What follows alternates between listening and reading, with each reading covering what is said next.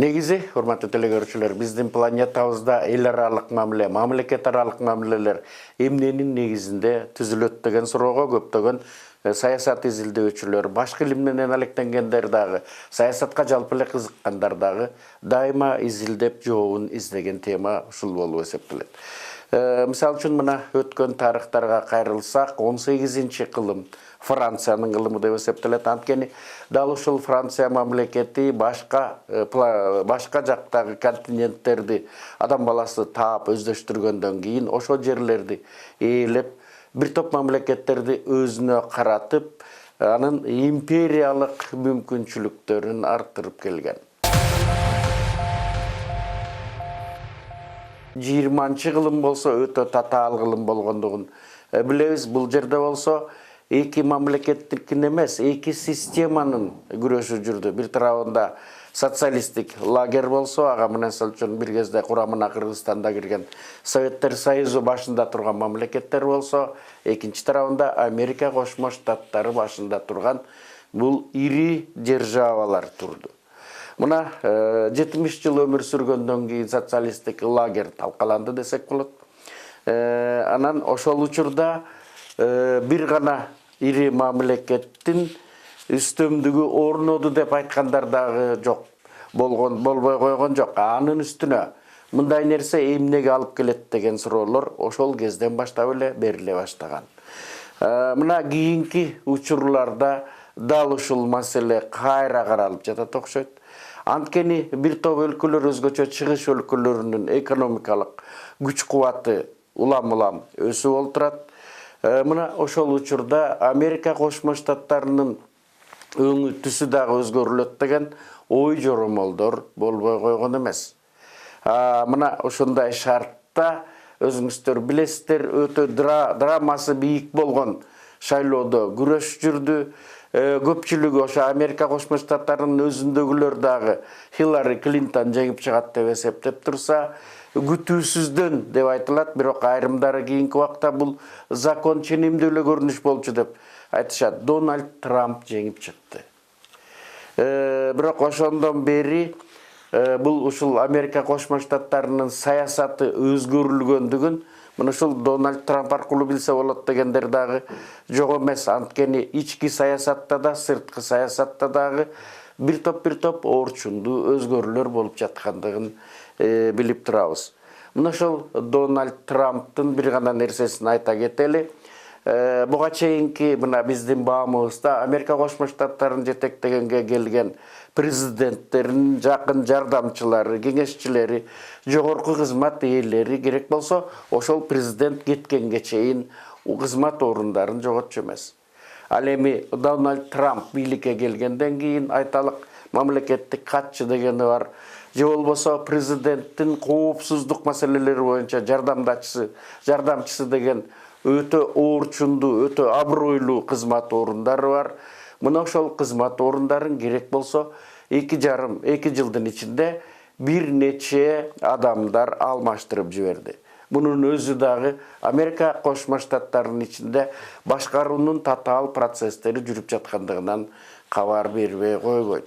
Мисалы үчүн, мурда Европа менен Америка Кошмо Штаттарынын мамилеси сымга тарткандай болуп эле жылма жүрчү эле, бирок кийинки убактарда ички сырткы ар түрдүү пикир келишпестиктерден улам булардын ортосундагы карама-каршылык баарына болбосо дагы саясатты изилдегендерге ачыктан ачык эле көрүнүп турат. Мына ошол Дональд Трамптын 2 жылдык бийлик жүргүзүүсү жалпы планетанын деп коелу, анан дагы өзгөчө саясатка кызыккандардын эсинде эмнеси менен калууда. Дональд Трамп Ак үйдүн кожоюну болуп, АКШнын президенттигине киришкенде эң негизги маселе катары НАТОго карата мамиле болду. Өткөн жылдын жайында Брюссельде өткөн бул аскердик уюмдун кезектеги жыйынында Дональд Трамп өз өнөктөштөрүнө чабуул жасады. Анын айтымына караганда, АКШ Европаны россиялык күчтөн коргоо үчүн 10 миллиарддаган долларын коротот. Ал эми ошол эле европалыктар эбегейсиз көп акчаны россиялык газды сатып алууга жумшоодо. Трамптын нааразылыгын пайда тагылган дагы бир проблема Европа өлкөлөрүнүн НАТОнун казынасы которгон акчасы аз болуп жатат. Аларга кошо турган акчанын көлөмүн кескин көтөрүшү керек. Трамптын дагы бир көздөй турган маселеси мигранттарга байланыштуу. Аларды токтотуу үчүн кескин чараларды көрүү керек деп эсептейт. Мыйзамсыз миграция кан буугандай токтолушу керек. Негизи Трамптын шайлоо учурунда айткандары менен иш жүзүндө кылгандары көпчүлүк учурда дал келбей калууда. Бул адамдын бийликке келишин айрым эксперттер АКШнын ички жана сырткы саясатын кескин өзгөртүү зарыл экендиги менен байланыштырууда.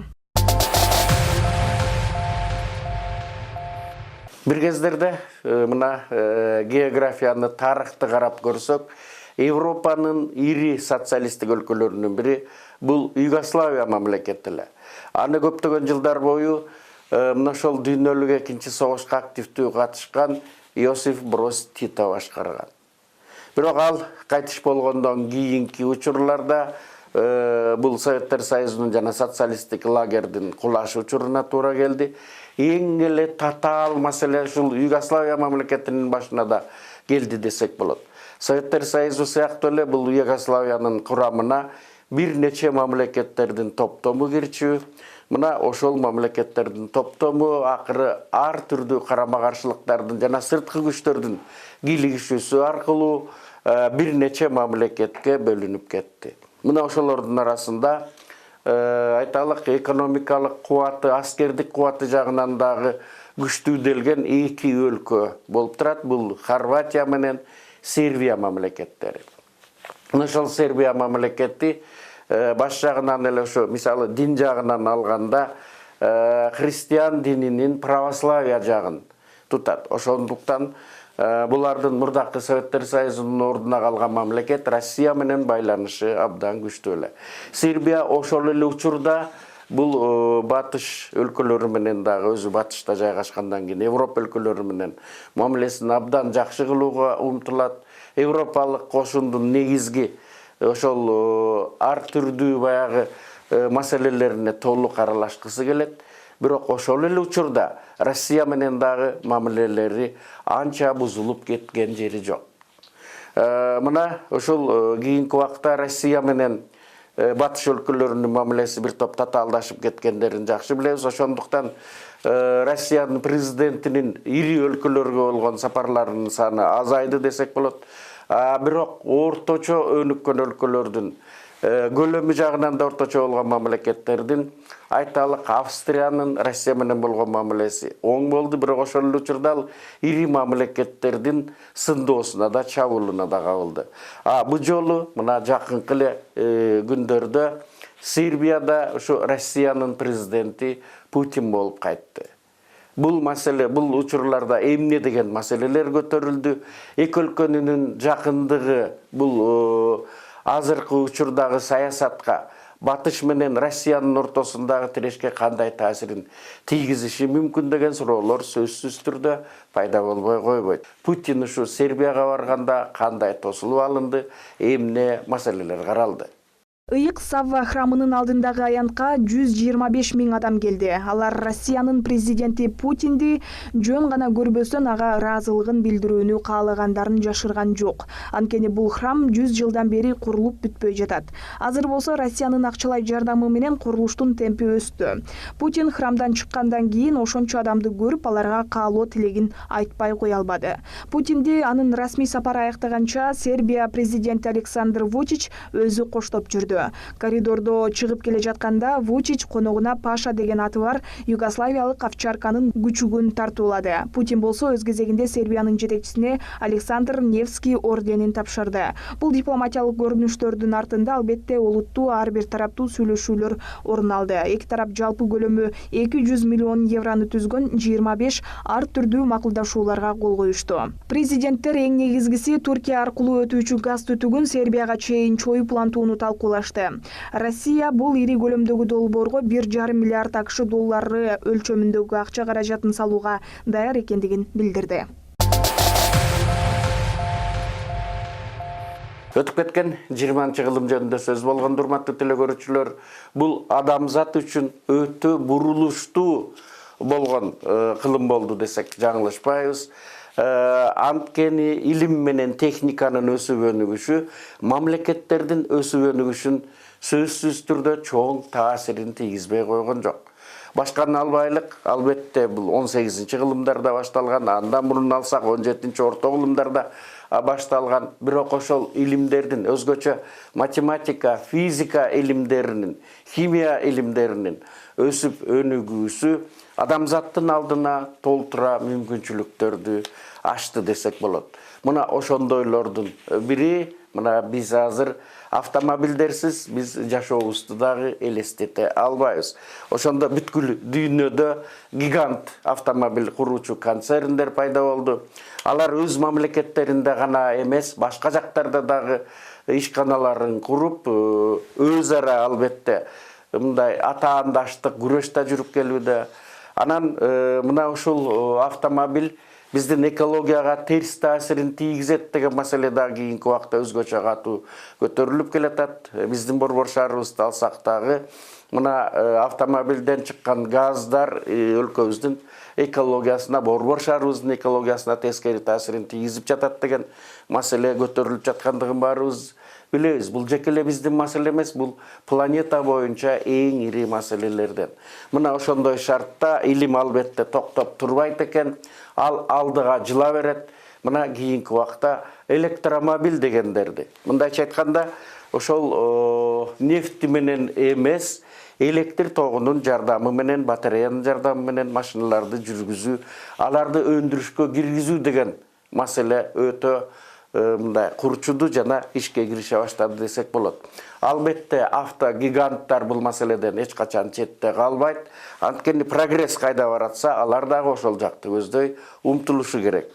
Мына ошондой шартта бир топ автогиганттар бири-бири менен кошулуп, өтө чоң ишканаларды дагы түзүп жатышат. Мына ошолордун бири Германиянын Volkswagen деп аталган ири компаниясы менен Американын Ford компаниясы биргелешип аракет кылуу ниеттерин иш жүзүнө ашыра башташты. АКШнын Ford жана Германиянын Volkswagen автоконцерндери кошулуп бирикме түзүүсү мүмкүн экендиги жөнүндө сөз башталганына бир болуп кетти. Бирок мындай өтө ири өндүрүүчүлөрдүн бирикме түзүүсү оңой олтоң жумуш эмес. Татаал сүйлөшүүлөр, каражаттын, техникалык эсептөөлөрдөн кийин акыркы чечим кабыл алынды. Бул тууралуу компаниялар АКШнын Детройт шаарында өткөн автошоуда жарыяланып, Фордтун интернет сайтына да чыкты. Бул бирикме алдыга кандай максаттарды коет? Электр унаа каражаттарын билгелешип чыгарууну кеңейтүү негизги маселе. Эгерде эки компаниянын мүмкүнчүлүктөрүн кошуп аракет кылышса, миллиарддаган акча каражаты үнөмдөлөт. Биргелешкен өндүрүштүн активдүү учуру 2020-жылга белгиленүүдө. Ал эми бул жылы болсо фургондор менен пикаптарды өндүрүшүнө киргизүү болжолдонууда. Ford орто өлчөмдөгү фургондорду чыгарат. Андан сырткары бул компания микроавтобустарды да өндүрө баштайт. Ал эми Volkswagen болсо шаарда жүрүүчү фургондорду чыгарат. Бирикмени эки компаниянын жетекчилеринен турган комитет башкарат. Мына биз сиздерге ушул жаңы эле баяндамабызда илим менен техниканын адам баласынын жашоосуна тийгизген таасири деген маселени козгодук. Мына ушул теманы дагы тереңдетип улап кеткибиз келет. 20-кылым эмнеси менен айырмаланды десе, албетте көп нерселерди айтсак болот, бирок алардын бири дайыма айтылчу нерсе. Бул космос мейкиндигине адамзаттын чыгышы. Бекеринен мына көпчүлүк баягы ири басылмалар, ар түрдүү маалымат агенттиктери 20-кылымдагы эң атактуу адамдар кимдер эле деген сурамжылоолорду көпчүлүк өлкөлөрдө жүргүзүп келишет. Ошолордо сөзсүз түрдө алдыңкы орундардын катарына планетадагы эң биринчи космонавт Юрий Гагариндин ысмат алууда. Бул бекеринен эмес. Бир кездерде ошол космоско чыгуу жагынан бурдакы Советтер Союзу, азыркы Россия, анан Америка Кошмо Штаттары болсо, кийинки мезгилде бир топ өлкөлөр өздөрү дагы ошо космос аппараттарын учурганга аракеттенип жатышат. Же болбосо же Америка Кошмо Штаттарынан, же болбосо Россиянын космодромдорунан өз космонавттарын учуруп жатат. Бул үчүн албетте ошол мамлекеттердин жетишкендиктери, экономикалык күч кубаты, эң негизгиси ошо илим менен техниканы өнөр жайында колдоно билүүсү дагы алдыга кетүүсү зарыл. Мына биз жана дагы айттык эле, кийинки убакта мурдакы кубаттуу экономикалык кубаттуу өлкөлөрдүн ордуна башка чыгыш өлкөлөрү дагы алдыга келе жатат. Мына ошондой өлкөлөрдүн бири биз анча баамдабай жүргөн Индия мамлекети экендигин дайыма айтып келебиз. Кээ бир экономикалык аналитиктердин айтымына караганда, мына ушул Индия мамлекети бүгүнкү күндө Америка Кошмо Штаттары жана Кытайдан кийинки экономикалык кубаты жагынан 3-чү өлкө болду деп дагы айтышууда. Мына ушул Индия мамлекети космосту изилдөөдө, ага өзүнүн космонавттарын жиберүүгө өтө кызыктар экендигин мурдатан эле айтып келчү. Ошону бул өлкө азырынча практикалык жактан ишке ашырууга кирише баштады деген маалымат келди. Мына ошол маалыматтарды карап отурсак, алар дагы ошо космонавт же астронавт дейт экен. Индияда астронавттарды даярдоо башталды. Алар Россия менен биргеликте 1 жылдан кийинби, балким 2 жылдан кийинби ошол космоско индиялык астронавттар аттанат деген даярдыктар жүрө баштады. Калкы миллиардтан ашып кеткен эки өлкө, Кытай жана Индия көпчүлүк тармак боюнча атаандаштар болуп саналат. Эми ошол атаандаштык космоско учуу жаатына да жетти окшойт. Ошондуктан Индиянын өкмөт башчысы Моди 2021 жылы өлкөнүн алгачкы космос кораблинин бортунда астронавттары менен өз алдынча учуруу планын жарыя кылды. Бүгүнкү күнү астронавттарды тандап алуу башталганы турат. Алгачкы даярдык Индиянын өзүндө өткөрүү болжолдонууда. Ал эми тереңдетилген даярдык Россияда өтүшү толук мүмкүн. Тандалып алынгандардын арасында сөзсүз аялдар да болот. Алгачкы талапкерлерди тандоо башталды. Адатта мындай тандоо аскердин аба күчтөрүнүн курамында жүргүзүлөт. Учурда ал күчтөрдө эркек да, аял да учкучтар бар. Ошону менен катар Гаганян деп аталган космос кораблин кылдаттык менен куруу иштери башталды. Ал корабль 3 космонавтты төмөнкү орбитага алып чыгып, 7 күн космосто жүрө алат. Индиянын өкмөтүнүн маалымат катчылыгы Россия менен Индия биргелешкен жумушчу топ түзө тургандыгын билдирди. Мына, урматтуу телекөрүүчүлөр, бүгүнкү биз менен сиздердин жолугушуубузда мына ушул маселелерди сиздерге баяндап берүүнү эп көрдүк. Мен болсо сиздер менен коштошуп жатып, бардыгыңыздарга ийгилик, жакшылык, мамлекетибизде бейкуттукта өсүп өнүгүшүн каалап кетмектимин. Саламатта калыңыздар.